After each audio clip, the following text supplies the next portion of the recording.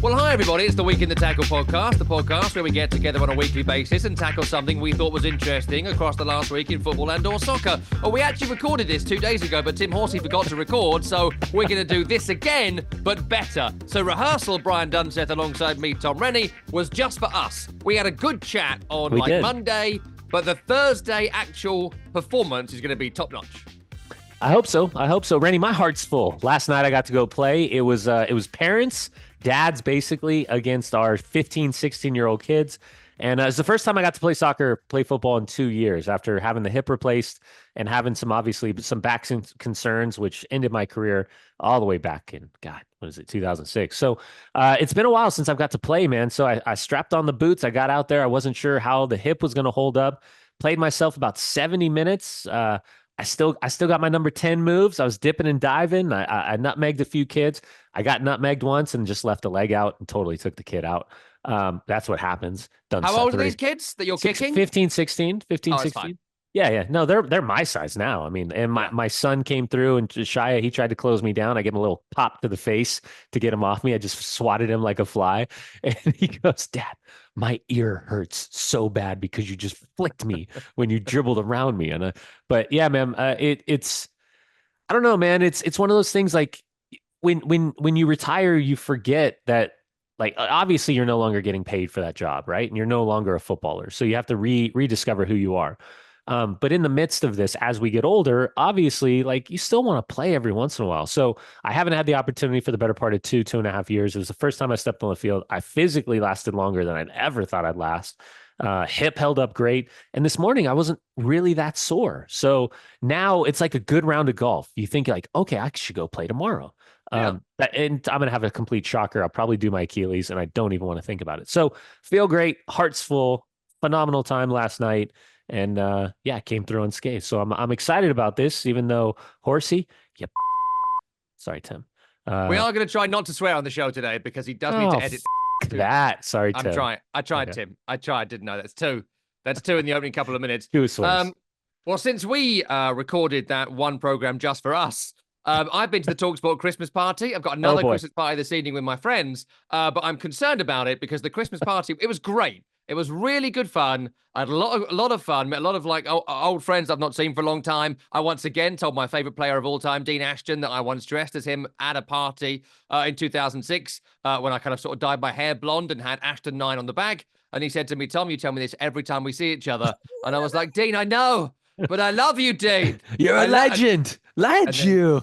But it just so happens that a lot of like West Ham, like aficionado or whatever, always at TalkSport. So like Scott Minto was there, Carlton Cole, Dino, like a proper like who's who of my favorite West Ham players and good West Ham players and good broadcasters. A great time. But I can't tell you what happened after midnight. It wasn't untoward. It was all very, I'm a middle-aged man. I can't get involved in all that. Do you remember it? Do you remember after midnight?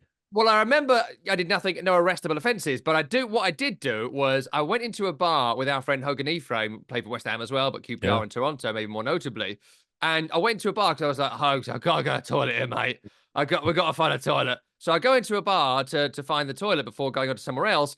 And it was very slippery, very wet, stacked it down the stairs, and I've smashed up my elbow so badly. It's coming out and bruising like 2 days later. I spent yesterday in bed. My wife had to basically cancel work to take care of our kids because I couldn't do it because I'm not 18 anymore. I drank like I could be an 18-year-old. And my arm today is in such agony. I hadn't realized that it was bleeding out of a cut on my elbow, my shirt drenched. And when my wife woke me up on Wednesday morning to basically say what happened, she pulled the sheets back and the bed was covered in blood where my elbow had been bleeding. It's only a small cut, but it bled a lot. And I obviously hadn't noticed it. And so I woke up half naked, 5 hours later than I planned, covered in blood. And Tasha was like, "Yeah, I'm not going to work today." Okay, great. And so that was the Christmas party. It was a good night. Listen, a few things to recap from the last week here on the show. We've got some Christmas specials coming up over the next couple of weeks. So it's the last time we're going to be together before the new year. Back to your regular scheduled programming from January. Manchester Derby was a huge storyline last weekend, as won by Manchester United, deservedly so. Just give us a view, Dunny, for those that haven't heard it. It was brilliant on Monday, so don't f*** it up this time. Sorry, Tim. But give us, that's the only one I'm doing, Tim. It's the only one I'm doing. Give us a take on it. I mean, it was a deserved win, right? Well, I mean, defensively, I think that effectively they canceled out a lot of what Manchester City was really ruthless against a lot of opponents. But it also tells the story, obviously, of where Man City is and currently and right now. Psychologically, this isn't a tactical thing. It's not a physical thing. It's a psychological thing. In really important moments, they're just collapsing and they're naive, and it's incredible to watch a team in which that has performed so high. We talk about Pep and Pep's legacy and everything that's happened with Pep Guardiola, but the reality is that once you hit 3 or 4 games, it's a dip. 4 or 5, 5, 6, 7 games, it's a concern.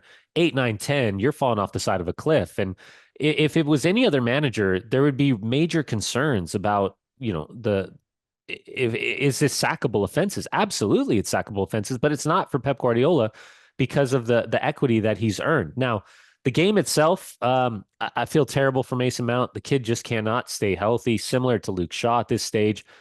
Major concerns. The fact that he cost 50 million at this point is I mean, it felt like it was decent money on the dollar, but now, I mean, I would struggle to comprehend a world in which he's played 2,000 minutes for Manchester United. And you can say probably the same thing for Luke Shaw, either before or after the Euros. In terms of the play, I thought, with Kobe Mainu coming in, Bruno pushing higher in place of the injured Mason Mount, with the way the team was playing, I still can't figure out the low, whether it's on marking set pieces and corners or it's hitting blind balls for, yeah, God knows the reason, hitting a blind switch across the middle of the field and giving up opportunities. But at the end of the day, in moments, and I'm still trying to figure out if I'm being a homer thinking or I'm trying to be an analyst thinking about the Ruben Dias challenge on Hoyland. I thought that impeding the progress of an attacking player inside the penalty area without touching a ball should be a penalty. But if you're not going to call the penalty, I'm not sure how much VAR intervention underneath what Howard Webb is looking for right now is worthy of forcing the referee to go to the monitor. Stone cold from Matias Nunez taking down Ahmad. Really good, clean penalty from Bruno. And then finally that ball from Lisandro Martinez. It was almost, and I don't know if you caught this, but he was almost like telling Ahmad what he was going to do previous. He had already spotted a little bit of a gap and he wanted to kind of play him in. That's what happens when you have a dominant left foot player in that type of position. Great ball. The touch from Ahmad's extraordinary. The finish and the recovery from the defender, and I can't remember who it was right now, just got his feet wrong. But maybe it was Nunez. Maybe it was Dyche. Anyways, at the end of the day, it felt deserved. But again, the collapse for Man City is extraordinary to give up not just 3 points, but to also give up the point where you feel as though in the final minutes of that match, guys, calm down, keep the game in front of you. We're disappointed.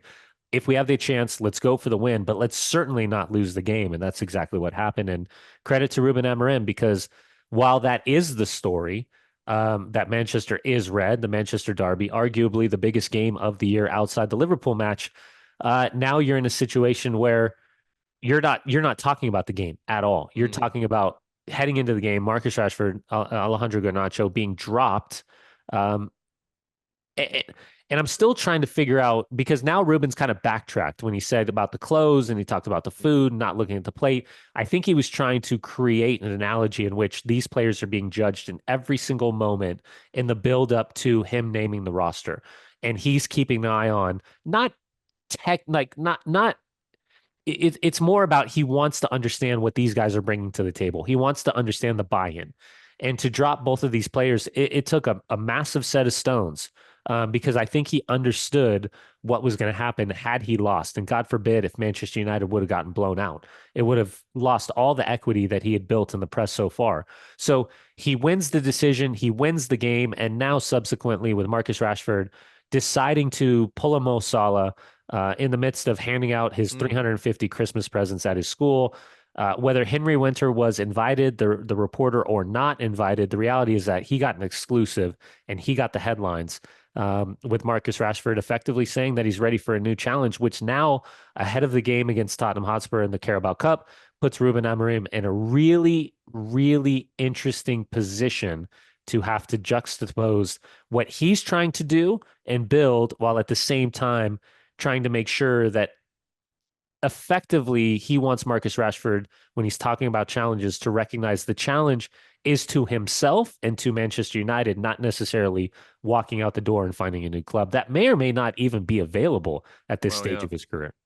I mean, if you haven't seen that story, Henry Winter is now no longer affiliated with the Times. He is a TalkSport presenter and does his own Substack and whatnot. So he's essentially a freelance journalist now. So it's quite interesting that Henry Winter is the person Marcus Rashford chose to speak to. In terms of the quotes, I'll just read some of it to you. He basically said, quote, "For me personally, I think I'm ready for a new challenge and the next steps. When I leave, it's going to be no hard feelings. You're not going to have me having any negative comments about Manchester United. That's just me as a person. If I know that the situation's already bad, I'm not going to make it worse. I've seen how other players have left in the past, and I don't want that to be that person. When Mm. I leave, I'll make a statement, and that'll be from me."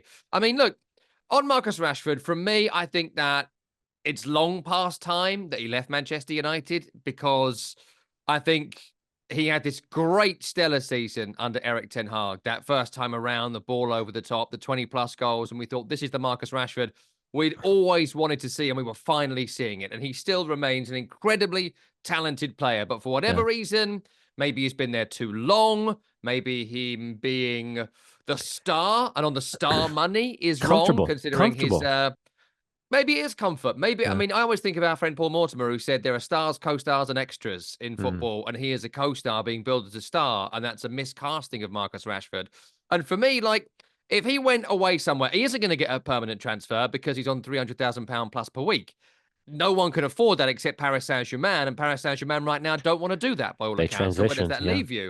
It Yeah. kind of leaves you nowhere. So if he's going to leave, and once you've said something like this, I don't think you can then continue to be a bit part player the rest of the season. That leaves you with a loan move. Mm. And I was thinking about this earlier, Danny. I'd love your view on this, and then more broadly on Marcus Rashford. Like, I was thinking about our mate Jay Lings, Jesse Lingard. What Jay Lings did after years of being stale at Man United, slightly lower down the pecking order, I grant you, but he wasn't England regular and all of that.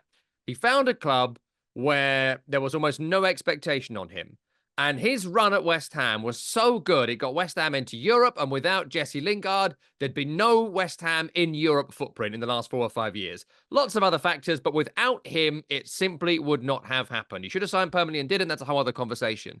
There's two different moves on here for me for Marcus Rashford. They're all loan moves away, and they're Man U covering the chunk of his wages. Number one is to go to one of those teams in the Premier League this year who suddenly have a chance of European qualification. Nottingham Forest, Fulham, Brentford, that sort of club. They can't afford him, but if Man U pay, they might get a rejuvenated, sellable Marcus Mm. Rashford back in the summer. The other Yeah. thing is abroad, and again, it isn't going to be very top level. I'd love to see him go to Borussia Dortmund and play in the Champions League. I'd love to see him go to a Monaco. I know the Champions League might be wrapping up for them, but like maybe a good Europa League team. Bayer Leverkusen might be too high up the calendar now. Eintracht Frankfurt might be a better bet. Fiorentina. You know, there are places he could go here and really rejuvenate himself. But if he wants to stay at the very, very top level, he's going to stay on the Man United bench. Let's dumb it down even more. I just did the math and I pulled out my trusty handy dandy notebook. I mean, my calculator on my phone, and I did 360,000 a week. So 360,000 a week times four, and then times 12 months, right? 17,280,000. $17,280,000 or Got to pounds. sack a lot of cleaners to afford that. That's by the way, that's just weekly wages. That's has nothing to do with the bonus structure that's involved with his appearances, stepping on the field, whether that's Premier League, Carabao Cup, Europa League, or the FA Cup. So you would assume his take home is somewhere north of 20 million a year, right? I mean, who can afford that type of money outside of Real Madrid right now? And with Kylian Mbappe, Vinicius Jr., Rodrigo, Jude Bellingham, I don't see a fit. Could he theoretically make that type of money at Barcelona? They could probably figure out a way to swing it, but I don't know if they'd be willing to spend that. He's certainly not going to get that type of money. I don't remember what the wages were for Harry Kane up at Bayern Munich at this stage of his career, but I can't imagine at a bare minimum, I would assume he took a pay cut from the wages that he was on at Tottenham, because he understood what the goal was, and the goal was to win trophies, and his time was done at Spurs. And so, and we've seen Christian Pulisic take a major, not well, I don't know if it was a major pay cut, but take a pay cut to go to AC Milan, which now negotiating a new contract, which I would assume puts him similar wages to what he was on at Chelsea because he's been outlandishly good at AC Milan. So where do you go outside of a competitor in the Premier League?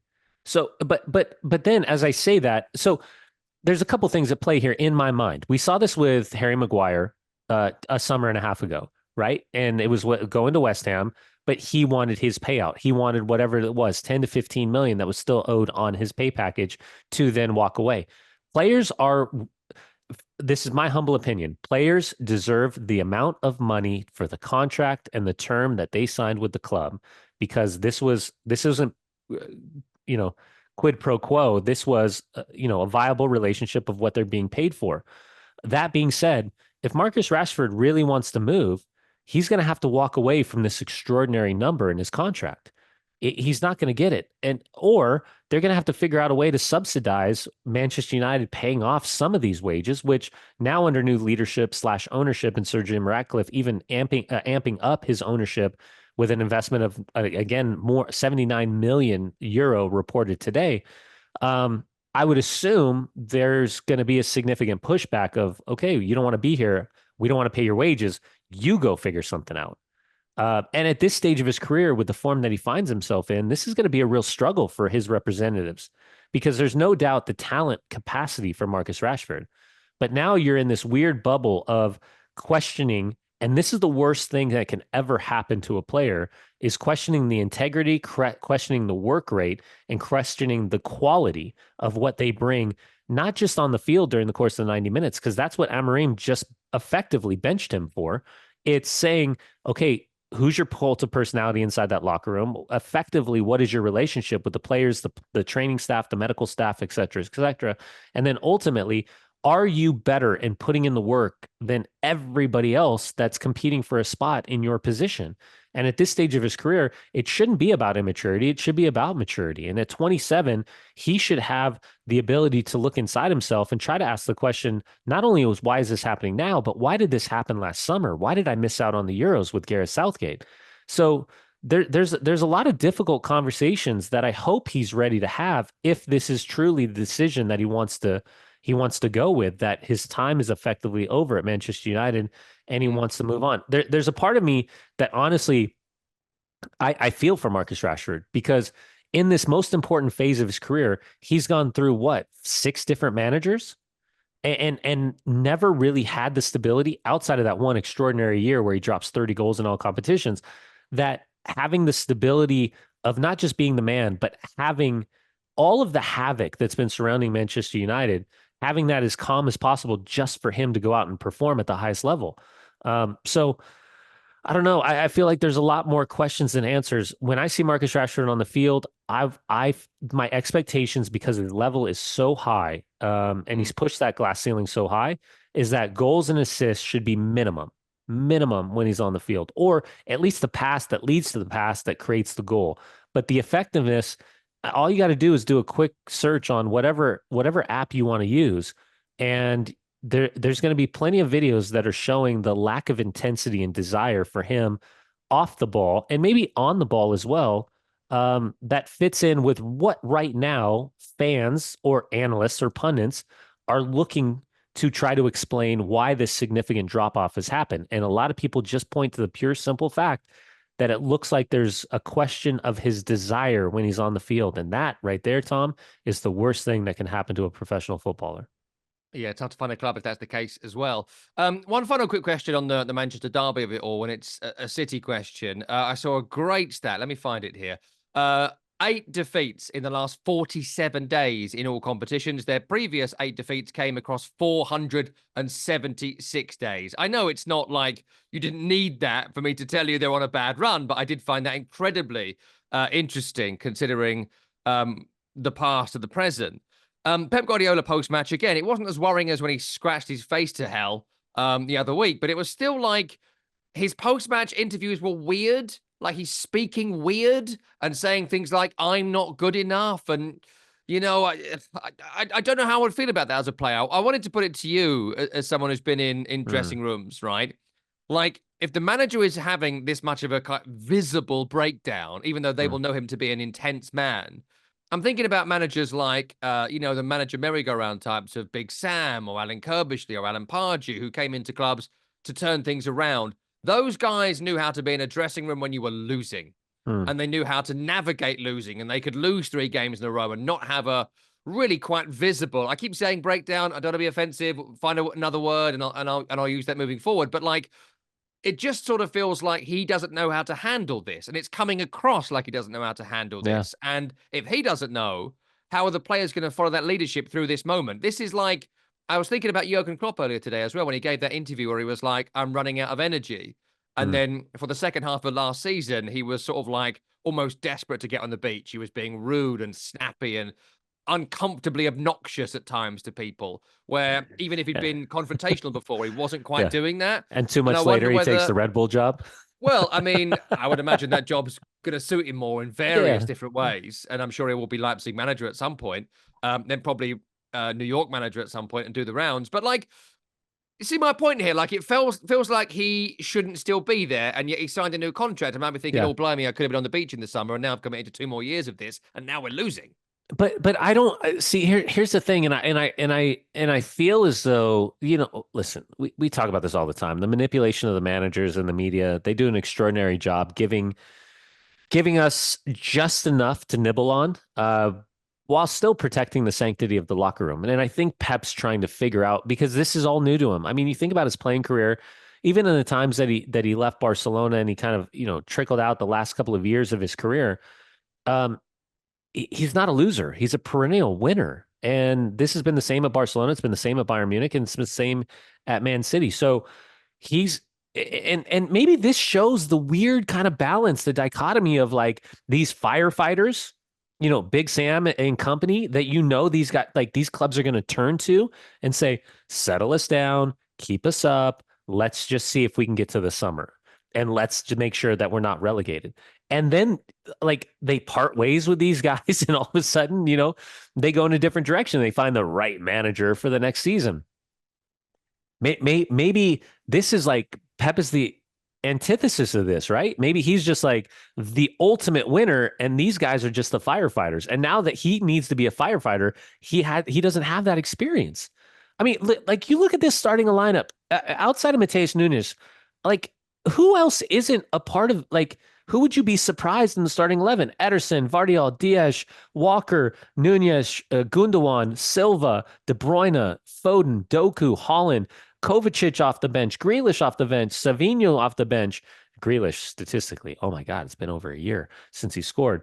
You have John Stones. I mean, listen, Ortega's the backup. Stones is obviously you're going to have to manage his workload, and the rest are kids. So you got 4 more kids in this group, and you're still missing Akanji, Ake, Rodri, and Oscar Bob's on the way back. And Oscar Bob was predicted to have a huge year before he broke his leg. So this isn't a Pep thing to me. And again, I'm a Man United fan. I'm a homer, but I'll take that away. And this is just an analyst role. This isn't a Pep thing. This is a player thing. It's a player confidence thing. I've been on really shitty teams. I think that's sorry, Tim. Yeah. Allegedly, you can say, right? Sorry, Tim. Think you can? Sorry, Tim. Sorry, Tim. He I deserves really it. tried, Tim. I really He tried. deserves it. He deserves Have a it. good Christmas, We buddy. love you, Timmy boy. Have a great vacation. Again. No, I just think it's by the way, we should joke. We should probably pull the curtain back and say we bust Tim's balls all the time, because it always seems like, oh, sorry guys, I'm going to the cabin. Oh, sorry guys, I'm going up to the lake. Oh, sorry guys, I'm gonna okay, I'll be gone Friday. Oh yeah, this is my last day. Like, I got to take these days off for Sirius. So I lose them if I don't get them. Like, I would love to get a job with Sirius, like not just a part time, like real time, where I get like 2 months off. It's like a Swedish off season for Tim Horsey every year. Oh, but I digress. Um, Sorry, Tim. sorry, Timmy boy, love you. But I mean, like, those players aren't different. Those are the same players from a month and a half ago that were literally at the top of the table in the Premier League. So I don't know. I mean, like, even if we look at the Premier League table right now, how odd is it? I mean, Liverpool's had back-to-back draws where you feel as though Okay, this is odd. This is weird. I thought you guys were just going to run away with the table. You are effectively 6 points clear of everybody. Chelsea has to have some momentum and pressure because they effectively have two teams that are walking through. I can't figure out Arsenal and Mikel Arteta doubling down. And I hope at some point we talk about the community shields that he thinks count as trophies. Awkward. By the way, you could tell he hates that reporter. Yeah. And then the Man City situation. Again, these are it's the Manchester Derby is the perfect example of a team that has completely lost its confidence. It's not a Pep thing. It's not a substitution pattern thing. It's a mental fatigue thing for me right now that in the crucial moments in the decision making, they're being reactive as opposed to proactive, and they find themselves making some really bad decisions, whether it's with the ball in possession or it's the lack of aggression and moving and targets off the ball and tracking runs. Just these small little moments. It's the gray area right now, because there's nothing to suggest anybody on this team isn't a world class player. But right now, they're nowhere near world class. And Pep's in a situation where he's never had to do the firefighting that he finds himself doing right now.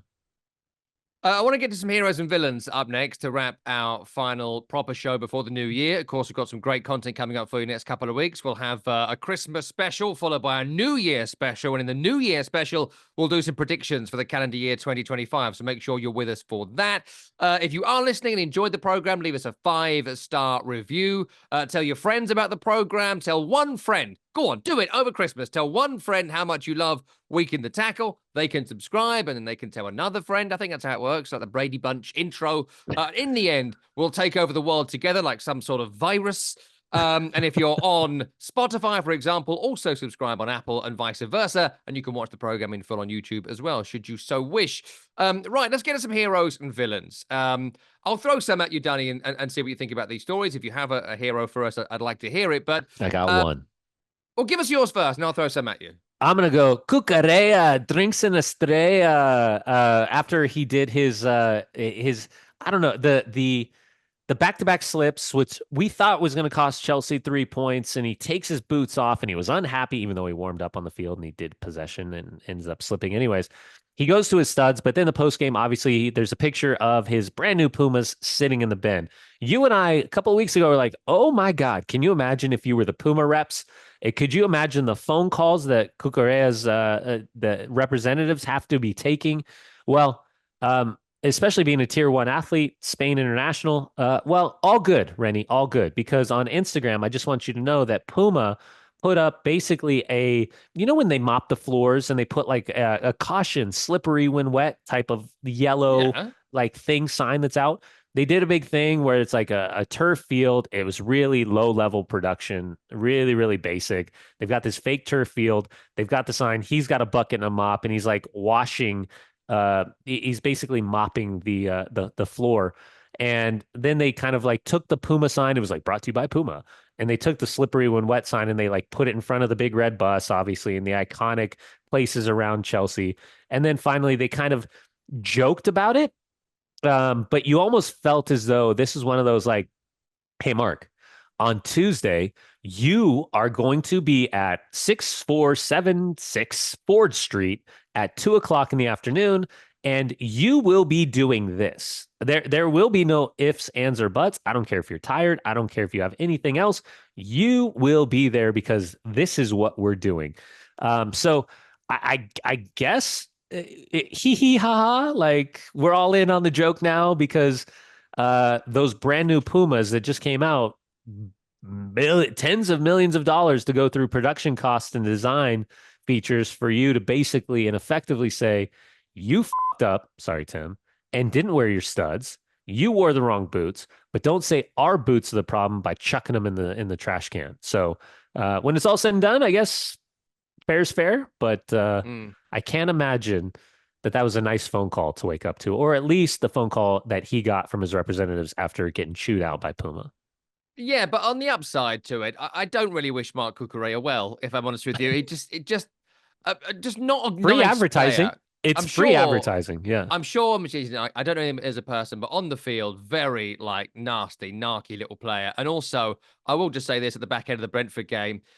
He ran into, I think, the shoulder of Nathan Collins on purpose and pretended to have a head injury, which is something that just nearly swore. I'm not swearing, Tim. Really infuriates me so much because we're in an era, quite rightly. You know, you've done some on this. I've spoken to Dawn Astor on this and lots of people about CTE and how important it is to kind of protect players' brains from head injuries and, you know, all that sort of stuff. And so they've quite rightly taken it really seriously the last few years, and I hope that continues. And pretending to have a head injury means the game stops immediately. He didn't have a head injury this weekend. He was just lying. And I know everyone lies to do whatever they can to get ahead in football. I understand that. I get the Dunsethery of it. We're 1-0 up and we need this win, and I earn 100 grand a week. I'm going to do whatever it takes to win. I get that completely. For me, the head injury is a red line. And if you get away with it in the game, again, do what you must. Here's your 10-game ban. I hope it was worth it. You should get a 10-game ban for faking a head injury. Utterly, utterly unacceptable. And I wish he got dropped by Puma. The only one I wanted to, or Puma, you'd love him, by the way. If he was West Ham's left back, you would absolutely love the way he plays. Beyond the head injury thing, absolutely. I agree with that completely. Isn't that crazy that you can absolutely despise an opponent, but then you think about, like, God dang it, he would be great in my side. I would absolutely love that guy. The only other hero I've got, and it's just villains all the way through, is James Pendleton on social media. And I have a question off the back of this as well. But so James Pendleton was, like me, suffering through Arsenal-Everton last weekend. I was doing the commentary of that game. It was billed as the corner derby because Arsenal, of course, are so good at corners these days. And Sean Dyche has made an entire career of Dwight McNeil crossing the ball to the back post where James Tarkowski is. Literally a decade of seeing that corner go in. Well, Sean Dyche is pictured as Bane from the Dark Knight Rises Batman series in a scripted piece as written by James Pendleton, which I will perform for you now. Yes. Here we go. There we go. Bane. Oh, you think corners are your ally? You merely adopted the set piece. I was born into it, molded by it. I didn't see the open play XG until I was an experienced Premier League manager. By then, it was nothing to me but blinding. Fantastic. Which was just excellent. And did you notice as well, Monaco and then Crystal Palace in the Moose Cup in midweek left 3 players forward for an Arsenal corner. And so if the corner comes in and they don't score from it, suddenly Arsenal are overloaded. Is everyone going to do that now? Can we replay Manchester United at Arsenal? I'm asking for a friend because they were terrible in the attacking phase of play, but those damn corners. You've had your limit. Poor man's got to edit this. No, listen, it's a brilliant idea, and I think again, it's the odd manipulation. It's almost like you're. So I had this conversation. I don't know. I don't know if I talked to you about it. I think you were actually there, but I don't know if you were a part of the conversation. It was in DC when Arsenal was playing MLS's All-Star team. It was Taylor Twellman, Jake Ziven, Mo Adu, and myself, and the proposal was, why is there a wall on a free kick? And the idea was, as a defensive unit, would you be better served if the ball's roughly 25 yards out, right? Kind of the perfect 7 yards past the 18-yard box, the penalty area, where players just consistently can, you know, by repetition and memory, pick out that corner. What if then you said, okay, there's no wall? Think about the confusion, the utter confusion there would be from players that are standing over the ball, then thinking about, am I trying to curl it? Because the read from the goalkeeper is going to be there the entire time. It's not going to be able to use the vision of the wall against them. Or do I then go with laces and just start to smash the living hell out of the ball? So I propose to you, at some point, will we ever see this idea? Because, like, similar to what Arsenal is doing with the confusion in the early days of how they are going about their set pieces and their corners, then the counterbalance then is, okay, well, we're going to leave 4 or 5 guys up as far as possible. You guys try to win that ball. Great. We're going to look to play on the counter immediately. Risk versus reward. So I don't know. I thought it was really fascinating to think about the fact that during a free kick, about 25 yards-ish out, and maybe this is for either a listener mailback or comments down below for the podcast after they rate, obviously subscribe and rate. Like, have you ever thought about that? What would you do if you're a player standing over the ball and there's no wall in front of you in like a real game? Well, on that, Alan McLaughlin, sadly no longer with us, Republic of Ireland legend, Pompey legend. He used to coach the kind of younger squads at Portsmouth, and he did some commentary for us, which is how I got to know him. And he used to do this. He used to always say, "Don't do a wall." And so Oh, he would have really? the under Okay. 13s and under 14s not having any sort of wall, except if the free kick was sort of right on the edge. And he was like, "To be fair, they're 14s; they can't kick that far, so it's not that much of a genius idea." Yeah. But like, and he used to say, he used to freak them all out. Didn't know what to do. No one knew what to Yeah. do with it. The trouble is now, of course, you have a secondary wall the attacking team can build. So if you watch the Bournemouth goal against West Ham on Monday, Yeah. it's actually the Bournemouth wall that stops Fabianski seeing the Unal free kick. The West Ham wall Yep. doesn't actually do anything apart from mean it goes up. Anyway, one for another day. A couple of quick villains before we're out of time for this week. And I just wanted to mention the two clubs that have sacked their manager this week. For different reasons. Let's start with Wolverhampton Wanderers. Firstly, I like Gary, so I'm quite annoyed that he got the sack. And secondarily, because I don't know the Premier League manager. Well, I do, but like, I actually know him quite well. But like, Vitor Pereira is the new manager. Now, Yep. Vitor Pereira has been out in Saudi Arabia, essentially in semi-retirement for the last year or so, and was a good manager post Andre Villas-Boas at Porto over a decade ago. I think they won the league in 2011, something like that. But he came to our attention a couple of years ago when he was in line to be the next Everton manager, but didn't get the job because he called up Sky Sports News and did a car crash live interview because the Everton fans were protesting his appointment. They then went on to hire Frank Lampard. Didn't go great. Did stay up, I guess. But now Vitor Pereira has come in from Al Shabab and will be Wolverhampton Wanderers manager. I mean, I know there's something going on at Wolves, like 9 points. I think it's 2 or 3 wins. There's been the Lamina thing and the Ait Nori thing and the Cunha thing. They're all having these post-game sort of breakdowns. But like, to bring in a manager who was at his peak a decade ago, who even Yeah. Everton wouldn't touch. Yep. Don't know about that. Well, it's the effect of Jorge Mendes coming back and having a huge influence in the club, right? And the connectivity of his Rolodex. And obviously, we've seen, and we kind of saw it with Nottingham Forest a bit when Nuno Espirito Santo walked in the door, and same agent that Gio Reyna ended up switching to. Maybe there's a loan option there for Gio at Wolves coming up in the near future, although that didn't go well at Nottingham Forest. Yeah, I am not aware of Vitor. I'm intrigued to see how this works.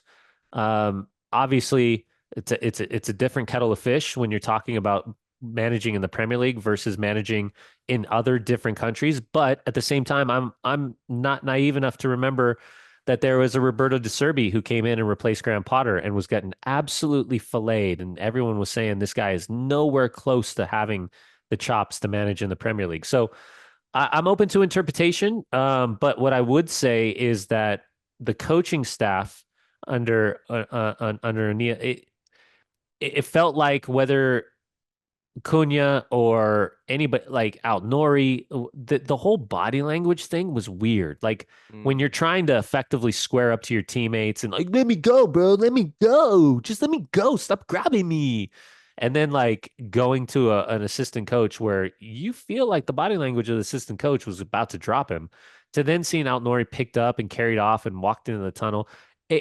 There's frustration and then there's just stupidity. And somewhere in there, in that unique line, was where Wolves players have found themselves operating for the better part of the last couple of matches. So we'll see if they get it right. I mean, it's heading into the Christmas period, again, it just goes back to that November window. If you're not convinced, just make the decision then. Like time and effectiveness, save the ideas, and then get a new guy in and then give him the run of 6 games through the new year. And at least you have a better indicator of who you are at that point, as opposed to the second/third week of December, making a change, knowing that there's a glut of games happening. And the effectiveness of getting the tactical idea from this coach is going to have to dumb it down to its simplest form and still figure out how you're going to manipulate, both at Southampton and Wolves, how to manipulate this really heavy Christmas period.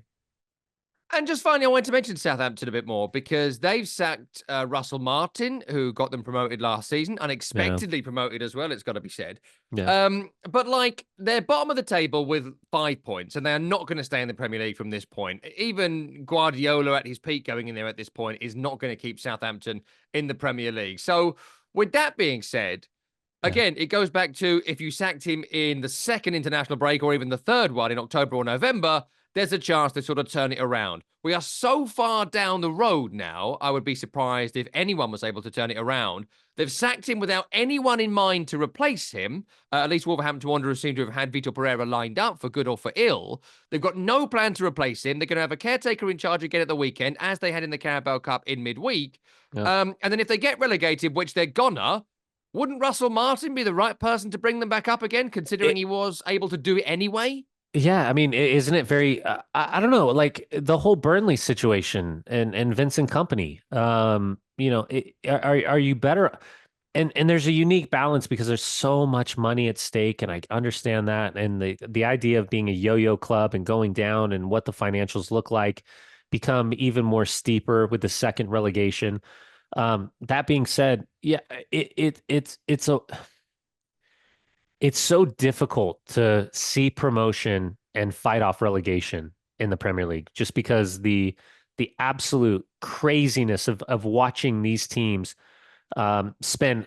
Let's go back to, remember Fulham a few years ago when they got promoted again and watching hundreds of millions of dollars being spent for not. I don't think there's a correct pathway. It's almost like watching what Ipswich Town is trying to do with their additions in the summer, just truly trying to find a group of players that understand the language, try to understand the culture, and that the adaptation period of playing at the highest level is as minimal as possible. So good manager, tough results, and a squad that right now isn't good enough. And you wonder how much money they would be willing to invest with the points taken so far into the January window, with understanding that, again, the relegation battle is going to be difficult unto itself, and still trying to figure out what the amount of money that they are potentially willing to lose in the process of risk versus reward. Well, we'll find out. Both teams have made the change, and as we record this, Southampton don't have a manager. Maybe they'll have one by the time we're back together again. Listen, next week and the week after, there's a couple of Christmas specials coming up for you. One going to be looking back at the year and talking about various Christmassy things with our listener questions mailbag. And then we've got a New Year special to come just before New Year, which is going to be predictions for 2025, which we've already recorded. And some of the predictions are wild. That's Brian Dunseth over there. I've been Tom Rennie. Tim Horsey produced the program. Let's hope he recorded this one, and we'll see you in the new year. Bye, everybody.